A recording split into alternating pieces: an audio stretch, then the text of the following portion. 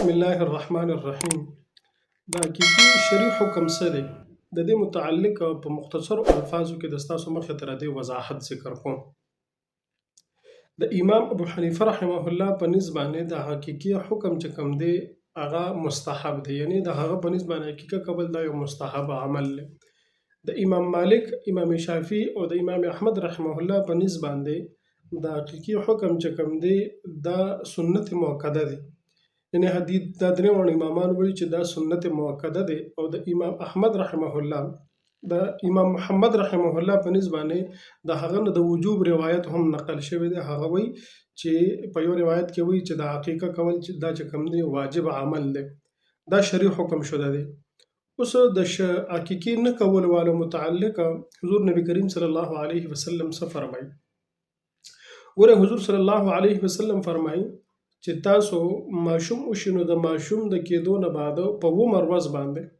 د دغه ماشوم دپاره عقیقه کوئ، یعنې 2 چیلي یا یو چیلی، د جنۍ دپاره یو چیلی دی او د هلک دپاره 2 چیلي دي، دا ذبح کوئ او د دې ماشوم د سر ویښته چې کوم دي دا لرې کوئ او د دغه ویښتو په وزن سره چاندي چې کوم ده هغه تلی یا هغه چاندي صدقه کوئ یا د هغې برابر پیسې چې کوم دي هغه صدقه کوئ. ولې؟ وجه د هغې دا ده چې د الله رسول فرمایي چې دا حدیث شریف چې کوم زه ذکر کوم دا د ترمذي شریف حدیث دی، صفحه نمبر 183 جلد نمبر 1 کې لیکلی دی چې حضور نبی کریم صلی الله علیه وسلم فرمایل چې د کوم ماشوم عقیقه ونشي نو دغه ماشوم چې کوم دی دا د خپل مور پلار دپاره مرهون وي. اوس د مرهون مطلب څه دی؟ نو د دې ډېر مطلبونه احادیثو کې ذکر دی. مثلا حدیث شریف کې راغلی دی چې کوم ماشوم پیدا شي او دی په دغه ماشوموالي کې مړ شي نو دا پر ورځ د آخرت د مور پلار دپاره د سفارش او د کامیابۍ ذریعه ګرځي. اوس چې په کوم ماشوم باندې حقیقه نه وي شوی نو دغه ماشوم چې کوم دی دا د خپل مور پلار دپاره سفارش نه کوي بلکې دی د خپل مور پلار بیا پیژني نه. نو محدثینو لیکلي چې د مرهون مطلب دغه دی چې پر ورځ د آخرت باندې به دی دا ماشوم د خپل مور پلار دپاره چې کوم دی د سفارش ذریعه نه جوړیږي تر څو پورې چې په ده باندې حقیقه نه وي شوی. بیا د دې نه بعد کتابونو لیکلي دي چې ته کوم ماشوم باندې حقیقه ونشي نو دا ماشوم چې کوم دی د بیمارو نه یا دغه شانته د مختلفو حادثاتو نه د حفاظت انتهایی ګران شي، دی محفوظ نه پاتې کیږي. چې کله په ده باندې حقیقه وشي نو دی د مختلفو بیمارو نه د مختلفو مشکلاتو نه الله رب العزت بیا د ده څه کوي؟ د الله رب العزت بیا حفاظت کوي. یو بل حدیث شریف کې راځي چې حضور نبی کریم صلی الله علیه وسلم د حسن رضی الله عنه عقیقه وکړه او حضرت فاطمه رضی الله عنها ته وفرمایل چې د ده سر چې کوم دی هغه کټا کړه، یعنې ویښته والا سر نه لرې کړه او د دغه ویښتو په بدل کې چاندي چې کوم دی د هغې برابر وزن باندې چاندي چې کوم دی هغه صدقه کړه. نو دا د حضور نبی کریم صلی الله علیه وسلم تعامل او د هغه عمل چې ما تاسو ته بیان کړو. حضرت ابو هريره رضی الله عنه فرمایي چې د زمانې جاهلیت کې د اسلام د راوړلو نه مخکې زموږ به دا طریقه وه چې ماشوم به پیدا شو نو موږ به د دغه ماشوم دپاره